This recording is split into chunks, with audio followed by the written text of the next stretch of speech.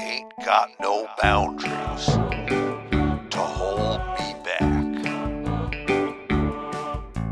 Boundaries is what I lack.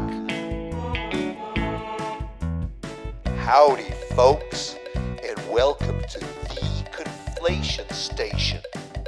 Hop on board the next train out, and let's take a ride to a place where anything's possible. Hello and welcome to the Conflation Station. My name is Hugo Yorway and I'll be your tour guide for today's podcast, including political commentary, conspiracy theories, and some cool music from the Electric Glove Orchestra.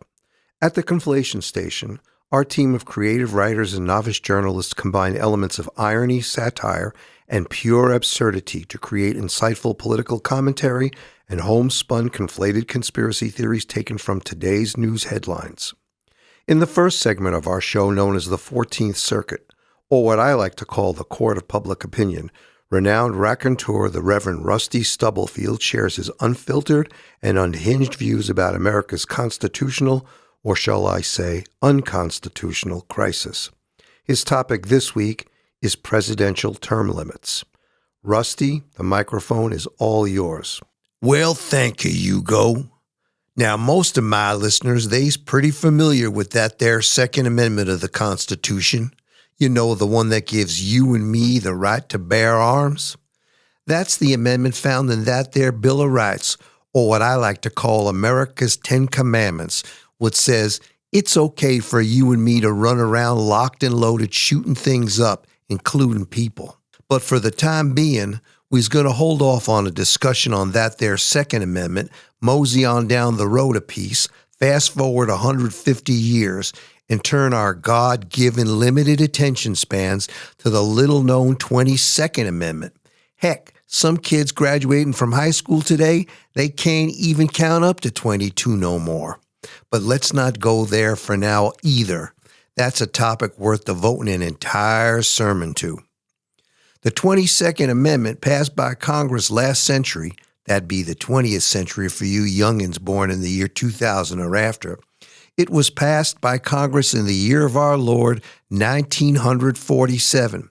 Hey, can we take a New York City minute to talk about the way people say these numbers today?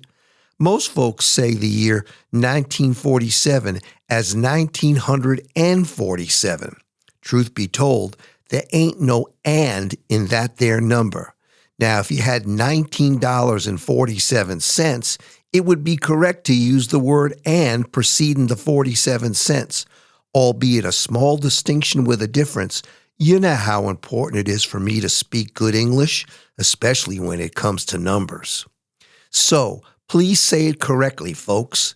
It's the year of our Lord 1947, not 1947. With all this texting and messaging going on these days, grammar and punctuation has gone out the frickin' window.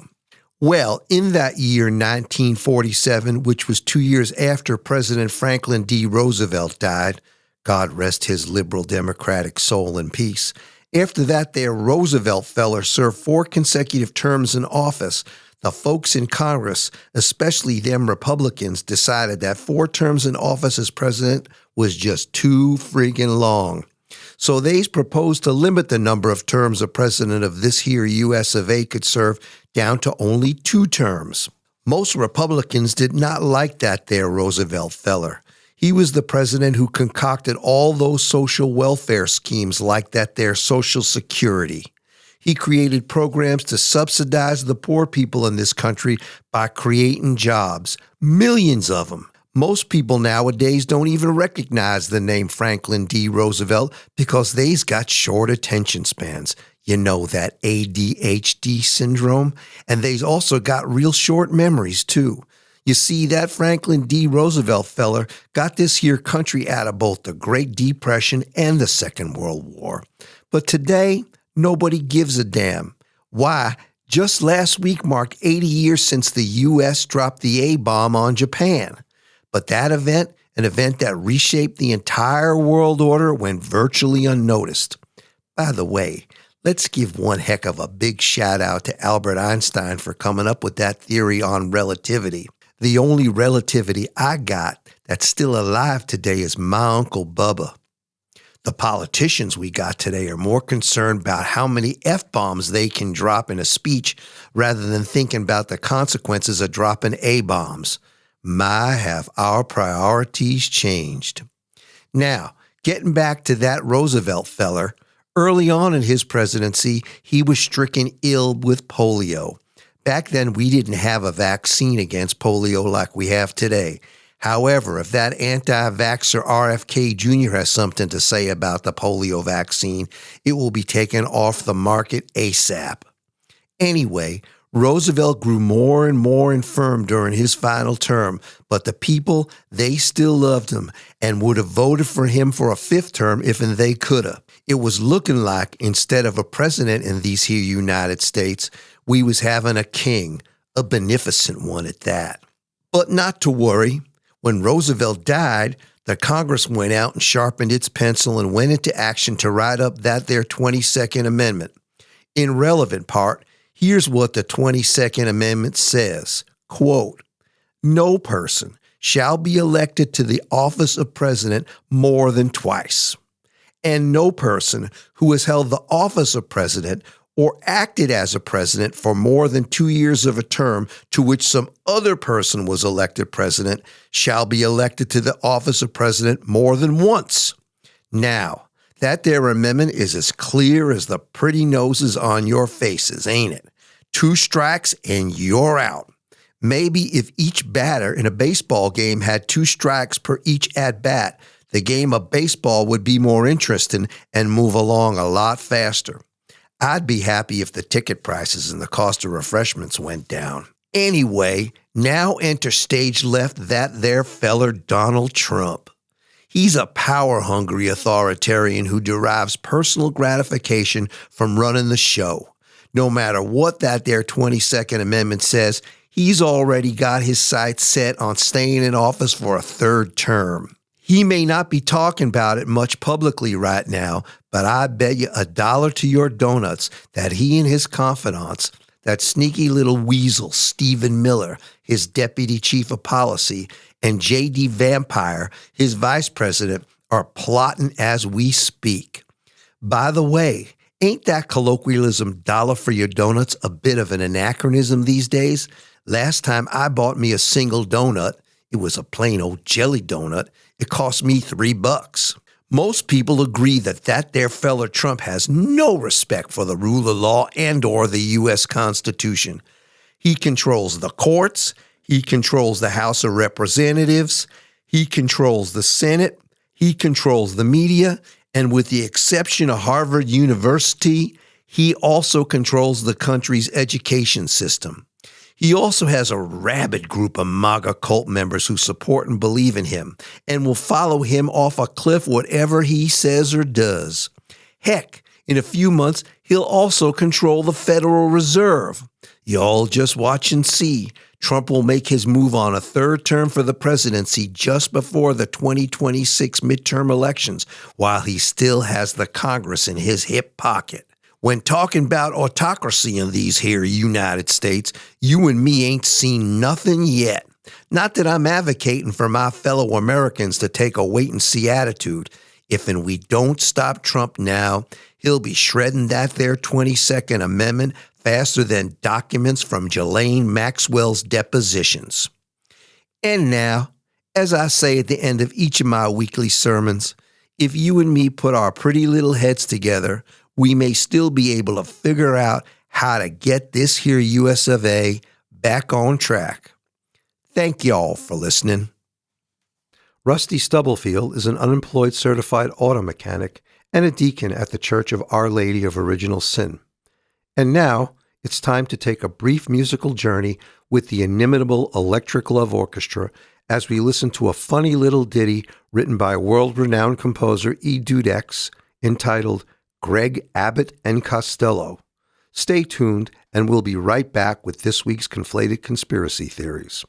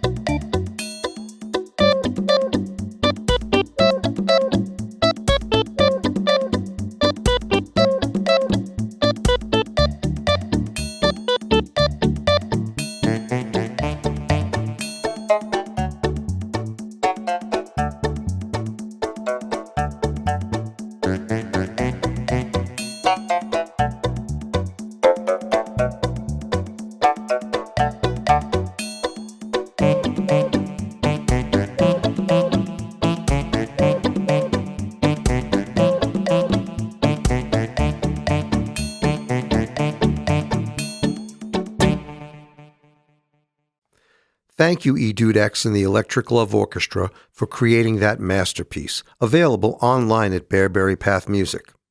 In our next segment of the podcast, we'll be sharing various homegrown conspiracy theories that have been developed by our staff of creative writers and novice journalists who believe first and foremost that at the Conflation Station, anything is possible. We invite you, our listeners, to share your own homegrown conspiracy theories by sending an email to bearberrypathmusic, one word, at gmail.com. That's bearberrypathmusic, one word, at gmail.com, and place the words conspiracy theory in the subject line. We would love to hear from you, our listeners. Today, we will be turning our attention to stories about totalitarianism and cryptocurrency. Our lead story focuses on totalitarianism in America. On Monday, President Trump announced that the federal government will be taking over law enforcement in the city of Washington, D.C.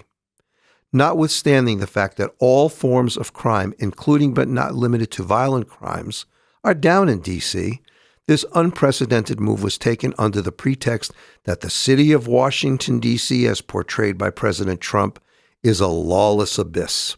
According to our team of novice reporters and analysts, there is no factual basis whatsoever to support Trump's takeover. Simply put, Trump's takeover is a mechanism for consolidating his own power in an effort to overthrow the U.S. government so that come the 2028 presidential election, Trump can remain in power, notwithstanding the fact that the Constitution prevents him from serving for more than 2 terms. In other words, he is laying the groundwork for a military coup d'etat. This move was foreshadowed by Trump when he incited his angry mob of MAGA supporters on January 6, 2021, to storm the Capitol in an effort to thwart the certification of Joe Biden's election. If Trump gains control of the D.C. police force in 2028, there will be no way of stopping him, and he is fully aware of it.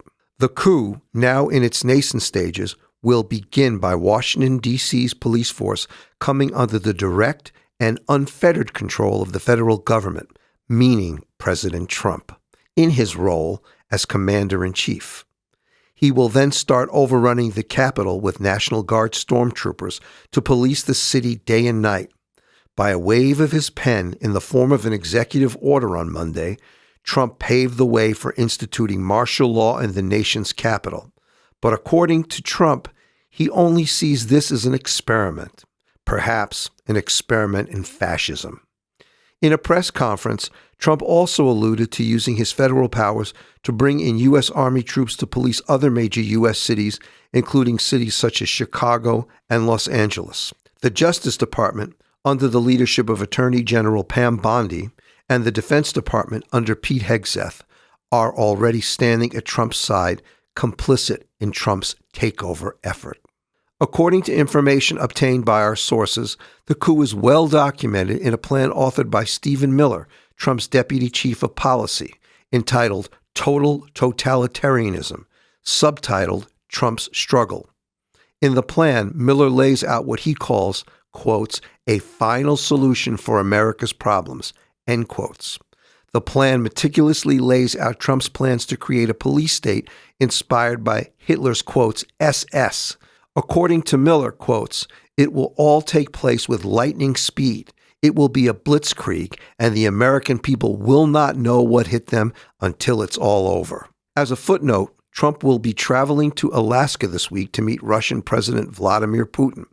Our team of novice reporters has obtained leaked information from anonymous sources within the White House that Trump's takeover of our nation's capital is being used as a smokescreen to distract the American public from the fact that at the bilateral meeting, Trump will end America's support for the Republic of the Ukraine and make massive territorial concessions to Russia with no promise of a ceasefire. And now, it's time to take another short musical break to listen to another original instrumental piece composed by Dudex and performed by the Electric Love Orchestra entitled Cold War. Stay tuned, and we'll be right back with another conflated conspiracy theory.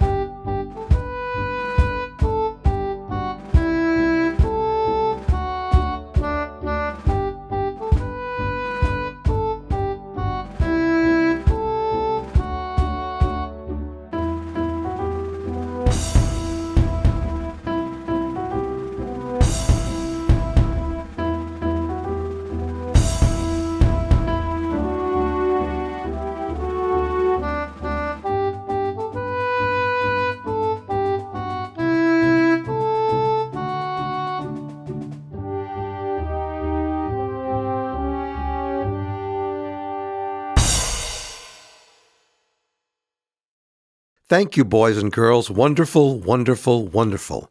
Remember, the Electric Love Orchestra's complete catalog is available online at Bearberry Path Music. Our next story is entitled Tales from the Crypto.